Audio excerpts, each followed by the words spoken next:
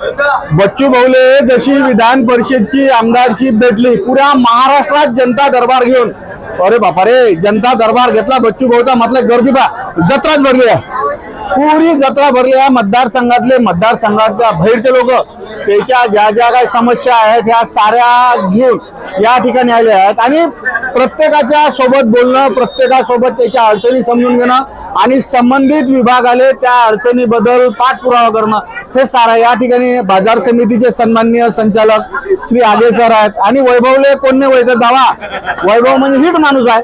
पण विशेष म्हणजे या ठिकाणी या आपल्या तालुक्याच्या ठिकाणी स्पर्धा परीक्षेचा अभ्यास करणारे 50च्या वर विद्यार्थी आले आहेत. कळसकर सरच्या माध्यमातून एक विद्यार्थी आहे, काय नेमका विषय काय साठी आला बाबा रे? MPSC ची जाहिरात लवकरात लवकर पडावी यासाठी आम्ही माननीय बच्चूभाऊ कडू यांना निवेदन द्यासाठी आलो. कारण बच्चूभाऊ कडू हेच एकमेव असे नेते आहे जे विद्यार्थ्याची बाजू मांडते. प्रत्येक वेळेस त्यांनी आपली बाजू विद्यार्थ्याच्या हिताचीच मांडलेली आहे. त्यासाठी आम्ही कळसकर सरच्या माध्यमातून आम्ही 50 विद्यार्थी इथं सरला भाऊला निवेदन द्यायला आलो. नगर परिषदची जाहिरात 2 वर्षापासून म्हणून राहिले, नगर परिषदची 4000ची जाहिरात तिथे, पण अजूनही आली नाही. ते जाहिरात येण्यासाठी कारण नगर विकास खाते हे एकनाथ शिंदे साहेबाकडे आहे. तर बच्चूभाऊला आम्ही ती विनंती करू राहिलो की ते लवकरात लवकर जाहिरात पडावी. आणि जे आमच्या मुख्य जो मुद्दा आहे बीकॉमच्या ज्या जागा आहे, आम्ही बीकॉम करणारे विद्यार्थी त्या आता त्या ज्या जागा आहे त्या पूर्ण ओपन करून दिल्या, म्हणजे कोणीही फॉर्म भरू शकतो. म्हणजे आमच्या हक्काची जी जागा आहे ते पूर्ण सगळ्यासाठी खुली करून टाकली. मग आम्हाला बीकॉम करून काही फायदाच नाही आहे. तर जे आमच्या हक्काची जी जागा आहे बीकॉमच्या ज्या लेखावाला अकाउंटंट आहे, लेखाधिकारी आहे, त्या आम्हालाच मिळाली पाहिजे. यासाठी आम्ही भाऊला निवेदन द्यायला आलो. तर MPSCचे विद्यार्थी ज्या बीकॉमच्या स्तरावरच्या जागा आहेत, म्हणजे ऑडिट तुम्हालाच माहित आहे, ऑडिटला महत्वाचा हिशोब आहे, रुपयात हिशोब ठेवा लागते, पण त्या जागा खुल्या केल्या असल्याच्यानं बीकॉम करणाऱ्या विद्यार्थ्यावर अत्याचार होण्याला असं म्हणणं आहे. आणि त्यासाठी सर्व हे जे पब्लिक आहे हे पब्लिक वेगवेगळ्या आपापल्या समस्या घेऊन या ठिकाणी तुम्ही आल्या. तुमचा काय विषय आहे भाऊ, कायसाठी आले? खावटी विषय आहे. खावटी कायची खावटी म्हणजे बा बाई असतो बा, म्हणजे 8 पडलं की खावटी मागतो. तुम्हाला कायची खावटी पाहिजे? हे आमचं खावटीचा अन्न भेटत आम्हाला. आणि शेळी मेंढीचा पण प्रश्न आहे. शेळी मेंढीचा अर्ज आम्ही धारणे जाऊन केला होता, पण तो अजून आमचा पूर्ण झाला नाही. कोण्या गावचे आहे, किती जण आले, तुमचं गाव कोणतं आहे, नाव काय? 25 जण आहेत. आम्ही जैनपूर पिंपळ तालुका दर्यापूर जिल्हा अमरावती. आमच्या शेळी मेंढीचा अर्ज होता 5-6 महिने अगोदर, तो भेटला नाही. ठीक आहे, आम्ही त्यासाठी धारणे गेलतो. तिथं जाऊन तिथं जे कलेक्टर साहेब होते ते जागेवर नव्हते. आता इथं आम्हाला मेसेज आला व्हॉट्सअपवर की इथं बा हारे का सहारा बच्चू भाऊ हमारा.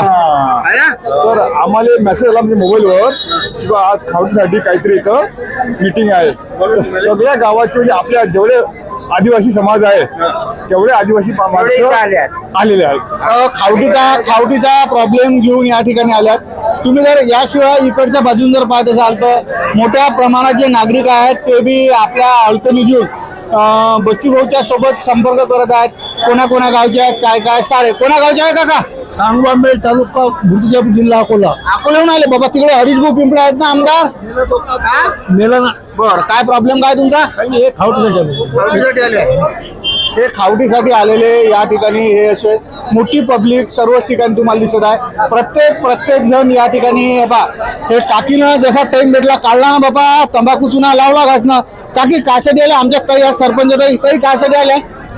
आदिवासी लोकांना खावटी म्हणजे 2000 कोरोनापासून एक वेळच खावटी मिळाली होती. तेव्हापासून आपल्याला आदिवासी समाजाला खावटी मिळाली नाहीये.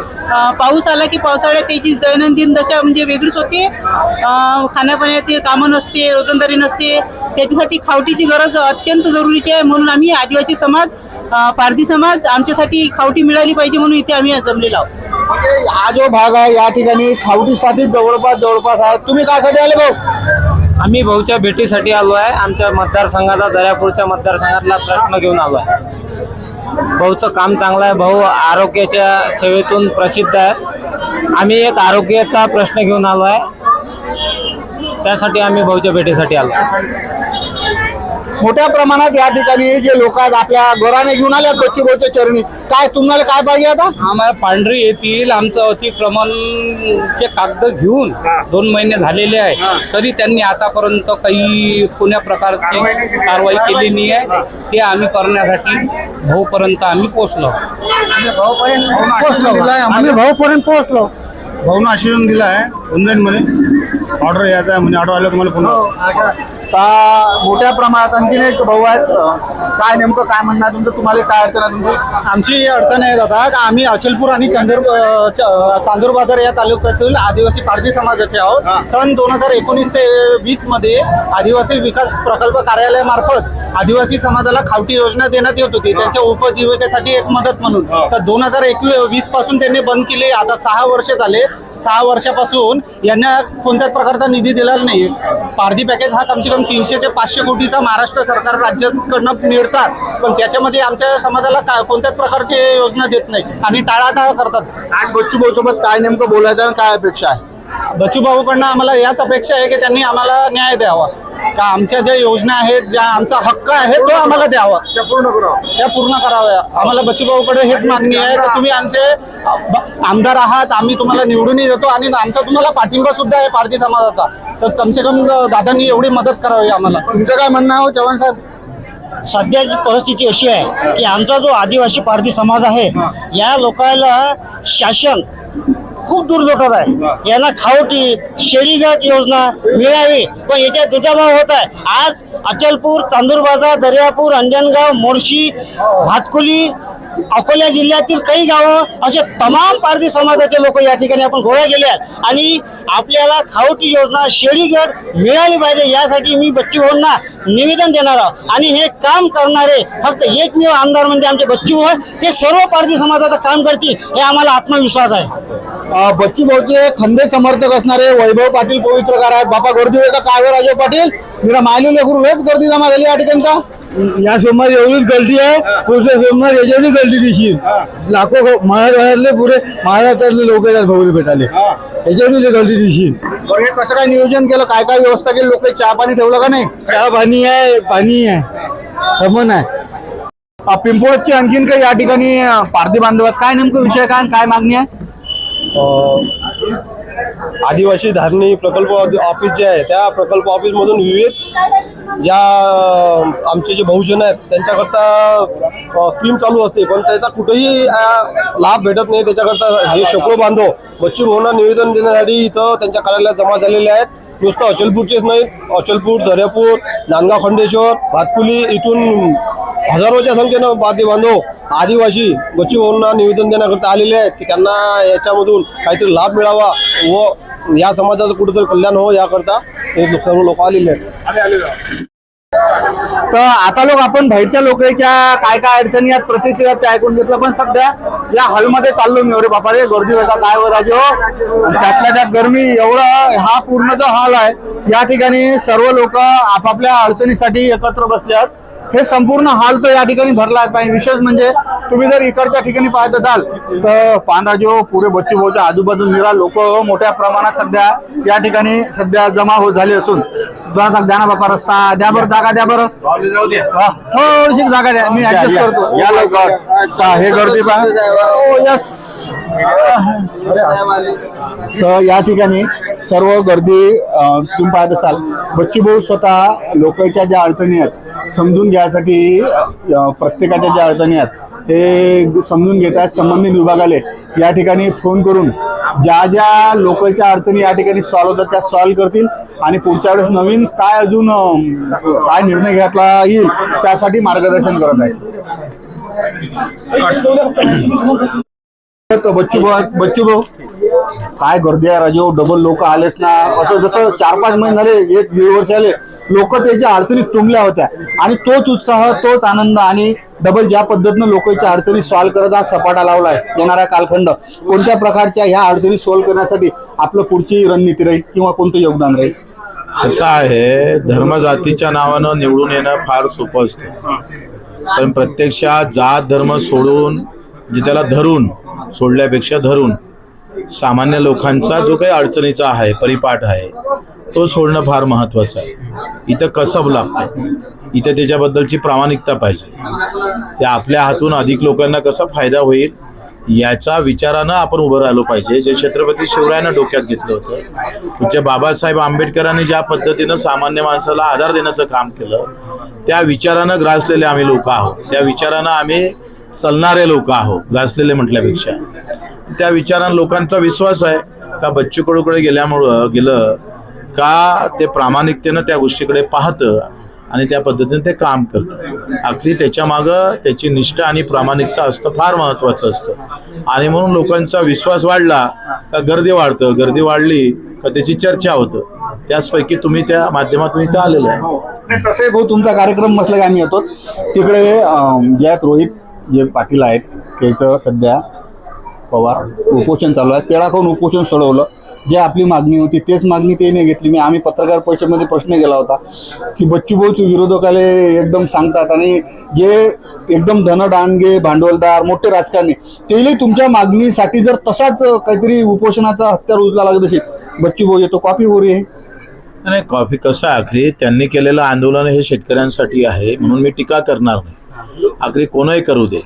माझं काय मत आहे का ते शेतकरी नाव घेऊन जर कोणी उपोषण करत असेल तर कोणत्याही पार्टीचा कोणत्याही जातीचा असला तर आम्हाला काही त्याचा फरक पडणार नाही आणि ते चांगलंच आहे.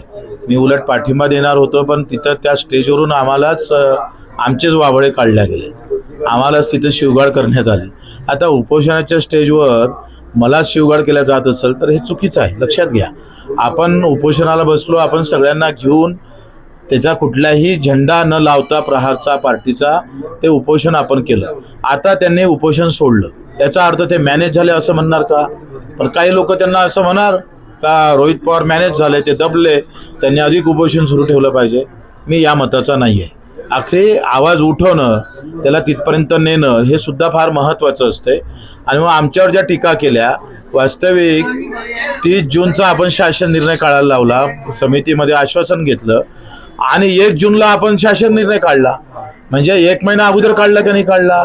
आंदोलन केलं नसतं तर हा शासन निर्णय निघाला नसता. कदाचित त्याच्या त्रुट्या आहे, काही कमी आहे, त्याच्यासाठी आपण लढणारच आहोत. पण शासन निर्णय काढला त्याचं कौतुक न करता बच्चू कडून हातमिळवणी केली, देवाभाऊशी हातमिळवणी करून चुकीचा शासन निर्णय काढला. जसं काही मीच काढला, मीच मुख्यमंत्री आहे, अशा पद्धतीचं श्रेय द्यायच्या ऐवजी काही लोकांनी आमच्यावर टीका केली. कर्जमाफीवर लोकांना आम्हाला चांगलं म्हणायच्या ऐवजी काही लोकांनी वाईट म्हटलं. हे खरं तर त्याच्यातलं दुःख आहे. मला असं वाटतं का अशा पद्धतीनं प्रत्येक गोष्टीकडे राजकारण म्हणून पाहिलं जातं ना, तेव्हा हे सगळं संपुष्टात येतं. काम करणारा कार्यकर्ता थांबतं. एखाद्या गावात रक्तदान देणारा कार्यकर्ता असेल आणि एखादा कार्यकर्ता गुटखा फेकून थुकणारा असेल आणि थुकणाऱ्याची बाजू मजबूत झाली का रक्त देणारा कार्यकर्ता थांबतं आणि तिथंच सगळा अर्थ आम्ही पाहतोय, सगळा घोडगंबाट तिथं होतोय. आणि आम्ही हे लक्षात घेतलं पाहिजे का गुटखा घेऊन थुकणाऱ्या लोकांच्या कॉमेंट्स वाढत चालल्या. गुटखा खाऊन थुकणारे लोक आम्ही पाहतोय का याच्यात आता लिडरशिपमध्ये यायला लागले. पण रक्तदान करून सेवा करणाऱ्या कार्यकर्त्याला स्ट्रगल न करत असेल तर रक्तदानाची चळवळ थांबल्याशिवाय राहणार नाही. याची काळजी लोकांना घेतली पाहिजे. ती काळजी घेणं फार महत्त्वाचं आहे. 500 किलोमीटर पायी चाललो, 7 दिवस पहिलं उपोषण, 3 दिवस अगोदरचं उपोषण, 350 सभा, 76,000 किलोमीटरचा प्रवास. लोकांना बरं वाटत नसेल तर आमच्यासारख्यानं काय करावं आम्हाला पडलेला प्रश्न आहे. आपण एक वस्ती बच्चूभाऊच्या परतवाड्यातल्या अचलपूरच्या मिल कॉलनी स्टॉपच्या ऑफिसवर आज जनता दरबाराचं आयोजन केलं. कमीत कमी 700-800 लोक आहेत. एवढ्याशा जागेत 700-800 लोक आपापल्या अडचणी घेऊन बच्चूभाऊच्या पुढे आहेत. जनता दरबारात भेटणारा प्रतिसाद आणि या ठिकाणी होणारा ऑन स्पॉट फैसला त्याच्यानं बच्चूभाऊ साऱ्याकडे प्रसिद्ध आहेत. आता या साऱ्या गोष्टीत आता हे आजची सुरुवात आहे. याच्यानंतरही आणखीन किती प्रकारचे जनता दरबार होतात आणि या जनता दरबारातून कोणते कामं आणखीन लोकांचे मार्गे निघतात हे येणाऱ्या कालखंडात आपण दाखवणार आहोत. पण भव्य आणि मोठ्या प्रमाणात प्रतिसाद या ठिकाणी जनता दरबारात लोकांना भेटत आहेत. लोक बच्चूभाऊच्या माध्यमातून आपले प्रश्न सॉल्व करत आहेत. पुढची बातमी पाहायलाच भेटते बच्चूभाऊची. पण बच्चूभाऊ राजे धती गेले, जा रहे थे खडे, पब्लिकच पब्लिक नाव हा कार्यक्रम आज अचलपुरात.